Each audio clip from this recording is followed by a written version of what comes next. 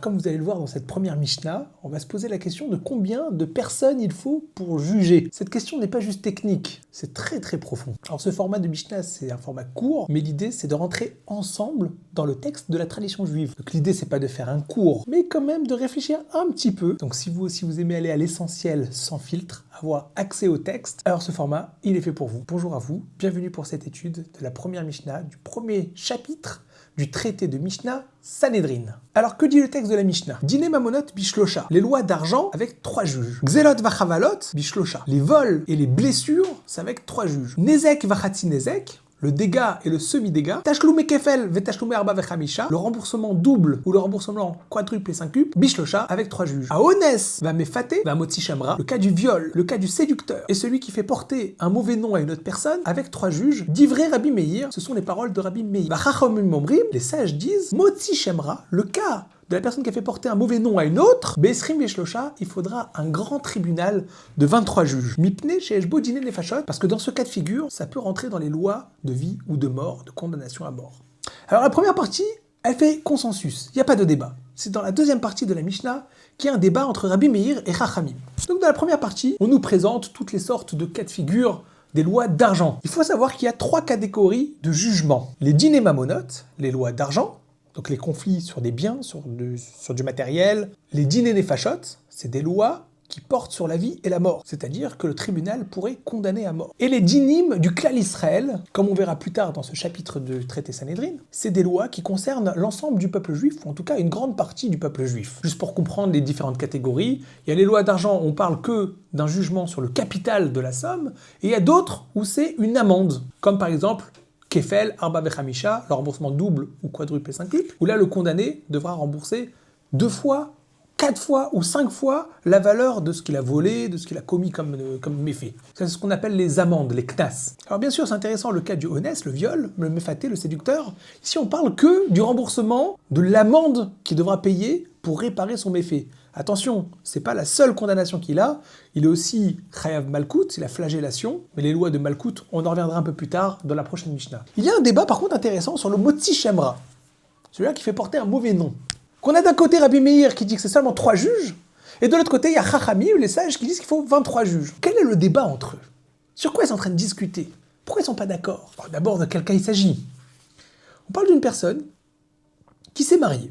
Magnifique, Mazal Tov, il y a eu le mariage. Sauf que le lendemain du mariage, ils ont eu leur première relation, et le marié vient au tribunal se plaindre que sa femme, avec qui il est fraîchement marié, excusez-moi l'expression, n'était pas vierge. Bon, il y a une première conséquence qui est conséquence d'argent. Or, les lois d'argent, ça se juge avec 3 juges. Quoi cette conséquence? C'est que le contrat de mariage qu'on établit, il ne va pas y avoir les mêmes engagements si on se marie avec une personne qui a déjà eu une vie maritale, une vie conjugale avant, ou alors si c'est une personne, c'est le premier mariage. Donc là, il vient au tribunal pour se plaindre, en disant on m'a trompé. Donc Rabbi Meir, il dit, il faut 3 juges. Sauf que Chachamim ne sont pas d'accord.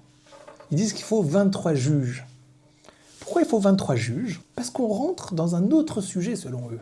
On n'est plus juste dans un conflit d'argent. On est dans un jugement qui va avoir des répercussions sur la vie ou la mort. Des lois de condamnation à mort. Parce que peut-être que ça veut dire que cette jeune fille a trompé son mari entre la période des fiançailles et la période de mariage. Et donc là, on rentre dans un autre degré de gravité. Alors pourquoi Rabbi Meir n'est pas d'accord avec Chachamim? Oui, on rentre dans un autre degré de gravité. Parce que Rabbi Meir, lui, il pense que peut-être qu'il ne s'est rien passé. Ok, elle a prétendu que c'était son premier mariage parce qu'elle avait honte ou je sais pas quoi, donc il faut juste rectifier leur accord financier entre eux. Dans le contrat de mariage, la ketouva. Mais si on va réunir 23 juges pour traiter éventuellement d'un adultère, il va y avoir les journalistes qui vont venir écrire les faits divers, voilà, les 23 juges se sont réunis pour juger telle affaire ou telle affaire. On est en train de faire porter une mauvaise réputation à cette jeune fille, et c'est pas beau. Par contre, Chachamim, eux, ils ont un autre souci. Pourquoi les Chachamim ne veulent pas se mettre d'accord avec Rabbi Meir en disant que non, il y aura un mauvais nom sur la jeune fille?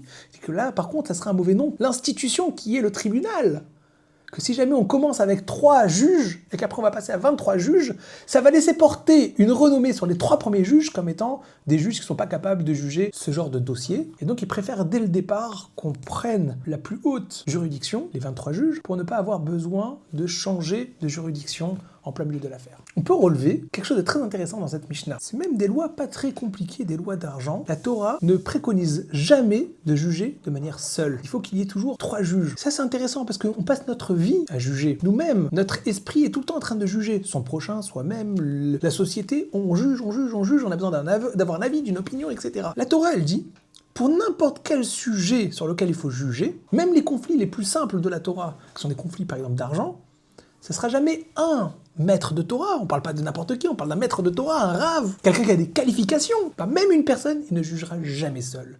Il faut toujours qu'il y ait 3 personnes, qu'il puisse y avoir de la discussion, jamais une personne qui juge seule. Une personne qui juge, c'est toujours son avis. Ça ne fait pas une vérité. Bon, n'hésitez pas à écrire en commentaire si vous avez des questions sur la Mishnah, si vous avez des remarques, si vous avez vos propres explications. Pour continuer à suivre ce format-là et toutes les autres publications que je fais sur cette chaîne, n'hésitez pas à vous abonner. Merci d'avoir suivi cette vidéo et à la prochaine.